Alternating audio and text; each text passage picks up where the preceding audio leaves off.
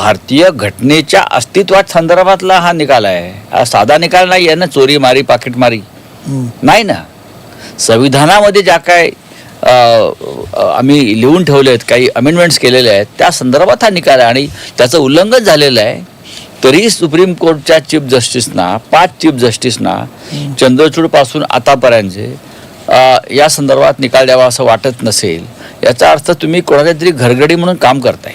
पण तुम्हाला असं वाटत नाही का की माणसं निवडताना, शिलेदार निवडताना कुठेतरी पक्ष चुकतोय? जे सोडून गेलेत पक्षाला ते अत्यंत जवळ राहिलेत पक्ष नेतृत्वाच्या. एकनाथ शिंदे स्वतः उद्धव ठाकरेंच्या सगळ्यात जवळचे मानले जायचे एकेकाळी. आताही तुम्ही जे खासदार तुमचे सोडून जात आहेत किंवा ज्यांची चर्चा सुरू आहे तेही अत्यंत जवळचे मानले. त्यांच्यासाठी तुम्ही जाऊन सभा घेतल्यात, पक्षाने निवड नावं घेत नाही. ह्याच्यापैकी काही लोकांना उमेदवार मिळून नाहीत असं माझं व्यक्तिगत मत होतं. हे राहणार नाहीत. बरं, कोण होती सांगा तुम्ही? आज राहणार नाहीत हे लोक जे आहेत. या जे 6 लोक आहेत त्याच्यामध्ये फक्त जो शिवसैनिक म्हणून जर म्हणाल तर ते बंडू जाधव आहेत. ते पण झाले, ते तर नेतृत्व करतात सगळ्यांचं. ते बंडू जाधव आहेत बरं का. ते सातत्यानं पक्षाबरोबर राहिले, गेले अनेक वर्ष आमदार म्हणून राहिले, खासदार म्हणून राहिले, वाईट काळात राहिले पक्षाचे. हे पण मी सांगतो असं नाही. आता ते गेले, त्यांची काही व्यक्तिगत कारणं असतील, त्यांची काही स्थानिक कारणं आहेत, त्यांचं कोणाशी काहीतरी वाद आहे, कोणाशी काहीतरी पटत नाही. आता तुमचं पटत नाही खालच्या कोणाशी म्हणून तुम्ही ते पक्षाशी कशा करता भांडण करता. बाकीचे जे 5 लोक आहेत ना, बाकीचे 5 लोक जे म्हणतोय मी, हे आता मी नावं घेणार नाही, पण हे बदमाशच होते पहिल्यापासून, संधी साधूच होते. पण सगळ्यांचं कौतुक करायचं तुम्ही. म्हणजे तुम्हाला मी नाव, तुम्ही नसाल नाव घेत, मी नाव घेतो त्याच्यातलं. म्हणजे ओमराजे निंबाळकरचं किती कौतुक करायचं. कोण? पक्ष नेतृत्व करायचं त्यांच्या तिकडे. ओमराजे पण उद्धवजींचे कौतुक करायचे ना. ओमराजेचं अलीकडचं तुम्हाला स्टेटमेंट सांगतो. ओमराजे 26व्या वर्षी त्यांना आमदार केलाय उद्धव ठाकरेंनी. जेव्हा त्यांच्या वडिलांच्या हत्येनंतर ते निराधार होते, वाऱ्यावर होते. कोणीही पदमसिंग पाटलांसारखे त्यांचे काका हे गृहमंत्री होते आणि त्यांच्यावरती आरोहात हे करत होते. गृहमंत्री, सत्ता त्याच्या पाठीशी. अशा वेळेला ओमराजे निंबाळकरांना कोण मदत करणार? ते वाऱ्यावरच होते ना, वाऱ्यावर होते, इकडे तिकडे भटकत होते, फिरत होते न्यायासाठी वगैरे वगैरे वगैरे. तेव्हा त्यांना उद्धव ठाकरेंनी न्याय देण्यासाठी, त्यांच्या त्या मिशनला न्याय मिळावा म्हणून त्यांना ताकद द्यावी म्हणून त्यांना आमदार केलं की तू आमदार होशील. आमदार झाल्यावर तुला एक ताकद देईल संविधानिक, मग तू तुझ्या वडिलांच्या हत्येसंदर्भात विधानसभेत प्रश्न विचारू शकशील किंवा जाऊन भेटू शकशील लोकांना, म्हणून त्याला आमदार केला. विचार करा. मग खासदार केलं 2 वेळा. स्वतः ओमराजेचं स्टेटमेंट तुम्हाला मी कधी दाखवेन रोजच्या त्याच्यामध्ये, की मी सगळा ग्रामपंचायत सदस्य नव्हतो, मला उद्धव ठाकरेंनी आमदार केलं, मला उद्धव ठाकरेंनी 2 वेळा खासदार केलं, त्यांचे ऋण मी कसे फेडू वगैरे अशा अनेक. बरं, जाहीर सभातून ते लोकांना प्रश्न करायचे की गद्दाराला काय म्हणतात? खंडूजी खोपडे म्हणतात ना. गद्दाराला काय म्हणतात? सूर्याजी पिसाळ म्हणतात.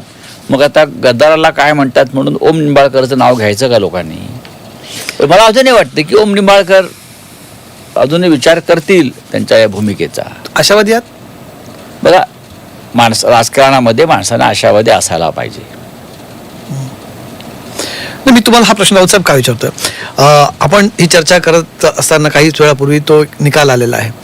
तुम्ही स्वतः एक आरोप केला होता की पवनराजे हत्याकांडाचा निकाल हा त्यांच्या बाजूने यावा असं त्यांना आमिष दिलं गेलं. आणि तुम्ही तुमच्या सकाळच्या प्रेस कॉन्फरन्समध्ये तुम्ही आरोप केला होता नक्कीच की ओमराजे यांना आश्वासन दिलं गेलं आहे की पवनराजे हत्याकांडाचा निकाल त्यांच्या बाजूने लावला जाईल आणि म्हणून ते तिकडे चाललेले आहेत. निकाल तर आलाय, निकाल तर ओमराजेंच्या विरोधात गेला. आता ओम निंबाळकर यांनी हे गेल्या काही दिवसात वारंवार सांगितलं आहे, मी कोणत्याही गटाबरोबर अद्याप जाण्याचा निर्णय घेतला नाही. आजही ते म्हणालेत, निकालानंतर ते म्हणालेत 20 तारखेला निकाल लागल्यावर ते मी निर्णय घेईन. याचा अर्थ त्यांचं काहीतरी चर्चा या निकालासंदर्भात कुठेतरी सुरू होती.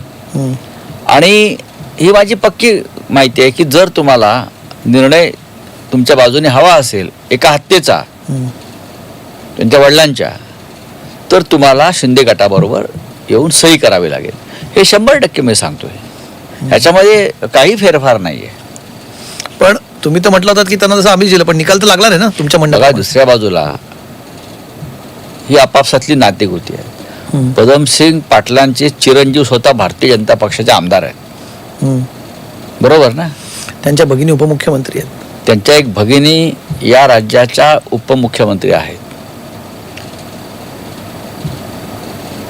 हायकोर्टामध्ये पदमसिंग पाटील यांचा जो डिफेन्स आहे 140 पानाचा, तो इंटरेस्टिंग आहे, तो वाचायला पाहिजे. म्हणजे त्याच्यामध्ये काही सुरुवातीच्या काळामध्ये मी एक पत्रकार असल्यामुळे आणि अशा घडामोडीत मला रस असल्यामुळे मी हा खटला चालू असताना अनेकदा तो ऐकण्यासाठी सुद्धा गेलेलो आहे. जी.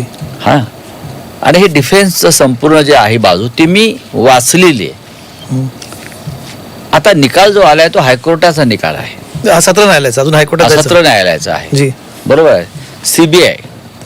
सीबीआयने दिलाय ना हा निकाल. त्याच्यामध्ये तपास सीबीआयकडे होता. जी. 20 वर्ष याचं निकालाला वेळ लागलेला आहे. 20 वर्ष. इतका वेळ लागतो निकालाला. 20 वर्ष निकालाला वेळ लागला. आता हे अपील करणार, आता हायकोर्टात जाणार आहेत. ही त्यांची एक पद्धत आहे. मग हायकोर्टातून ते सुप्रीम कोर्टात जाते. आज पदमसिंग पाटलांचं वय 87 किंवा 88 आसपास काहीतरी आहे. पण म्हणजे एक मुलगा आपल्या वडिलांच्या हत्येच्या संदर्भात निकाल आणि न्याय मिळावा म्हणून धडपडत होता. आम्ही म्हणजे शिवसेनेनं आणि माननीय उद्धव ठाकरे यांनी त्या मुलाच्या पाठीशी तेव्हा ठामपणे उभं राहायचा निर्णय घेतला होता आणि तो आम्ही शेवटपर्यंत पाळला. आणि त्यासाठी आम्ही त्याला प्रतिष्ठा दिली, संविधानिक पदावर बसवलं. दुर्दैवानं ओम निंबाळकरांनी त्यांचा विसर पडलेला दिसतोय. पण आता निकाल त्यांच्या विरोधात गेला. ते निकाल आल्यानंतर ओमराजेंनी प्रतिक्रिया दिली की ते मतदारसंघात जाणार, कार्यकर्त्यांची चर्चा करणार, मग निर्णय घेणार. तुम्ही मगाशी म्हटलात की आशावादी आहोत, पण प्रयत्न केले जातील ओमराजेंना परत आणण्यासाठी. काय ना, मी हा विचारतो का प्रश्न, कारण राऊतसाहेब जर एक जरी आमदार या 6 मधनं मागे फिरला तर ऑपरेशन टायगर फेल होईल. राजकारणामध्ये गिव्ह अँड टेक. मला सांगा की शिवसेनेला इंटरेस्टच नाही. मला सांगा, ते जे मुंबईतले ज्या खासदार आहेत संजय दिना पाटील, जी, त्यांना जायचं काय कारण होतं? ते तर 2 वेळा निवडणूक हरून घरीच बसले होते ना. निवडणूक पराभूत होऊन राजकारणातून हद्दपार झालेले ते गृहस्थ होते. आम्हाला असं वाटलं की चांगला कार्यकर्ता आहे. ते शरद पवारांच्या पक्षात होते शेवटच्या काही काळामध्ये. आम्ही त्यांना उमेदवारी दिली, उमेदवार दिलं, बनवलं आणि त्यांना खासदार म्हणून निवडून आणलं आमच्या शिवसैनिकांनी. त्यांना जायचं कारण काय होतं? त्यांच्या मुलीला आम्ही नगरसेवक म्हणून निवडून आण. त्यांना जायचं कारण काय होतं? नागेश आष्टीकर हे अडगळीतच होते, हिंगोलीचे. काय कोणाला माहित होते आष्टीकर नावाचे सद्गृहस्थ काय करतात काय नाही? ते कधी काय आमदार होते. ते आले, मला संधी द्या म्हणाले. आम्ही विचार केला उद्धवजीने, आम्ही सगळ्यांनी संधी देऊया. त्यांना जायचं कारण काय? असं काय घडलं की त्यांनी जावं? ते यवतमाळचे एक आमदार आहेत संजय देशमुख. कोणाला माहित होते मला सांगा? यवतमाळच्या बाहेर किंवा त्या थोडा विशिष्ट भाग. कधीच ते काही नव्हते, कुठल्या अशा मोठ्या पदावर नव्हते. आम्ही त्यांना उभं केलं. शिवसैनिकांनी जीवाचं रान केलं, सगळ्यांना पैसे दिले निवडणूक लढण्यासाठी. आणि हे सगळे लोक भाऊसाहेब वागतवरे शिर्डीचे, ते सतत पळतच असतात. कधी इथे असतात, कधी तिथे असतात. तरी आमच्या लोकांचा विरोध असताना स्थानिक एक नवीन, आणि त्यांनी तर 10 वेळा शपथ घेतली हो साईबाबाची. म्हणजे आश्चर्यच वाटतं. 14 तारखेला जी आमची बैठक झाली मातोश्रीवर, त्या 4 उपस्थित होते आमचे प्रत्यक्ष, आणि उरलेले जे 5 आहेत ते ऑनलाईन वगैरे होते. त्यातल्या 4 लोकांनी ज्या शपथा घेतलेल्या आहेत, म्हणजे मला आता देवाची चिंता वाटायला लागली. कोणी माता भवानीची शपथ, माता भवानीची, कोणी ते जे गृहस्थ आहेत शिर्डीवाले, त्यांनी 3 मिनिटात 4 वेळा साईबाबाची शपथ घेतली. एवढे खोटाडे लोक आहेत. कोणी आपल्या मुलीची